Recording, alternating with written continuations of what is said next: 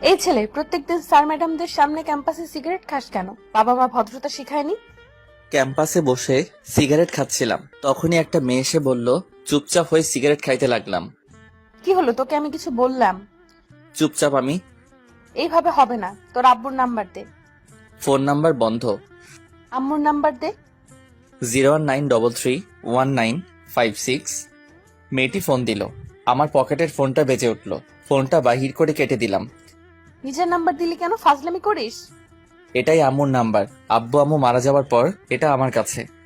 মেয়েটা চুপ হয়ে গেল। কিছুক্ষণ দুজনের মধ্যে নিস্তব্ধতা চলল। নাম কি? রিয়াদ। শুধু রিয়াদ? আর কিছু নেই? আছে, কিন্তু যাদের দেওয়া ছিল তারা না থাকায় ব্যবহার করার প্রয়োজন মনে করি না। বাসায় কে কে আছে? কেউ নেই। মানে? একা থাকি, কেউ নেই আমার। থাকিস কোথায়? কলেজের পিছনে একটা বাসায় থাকি।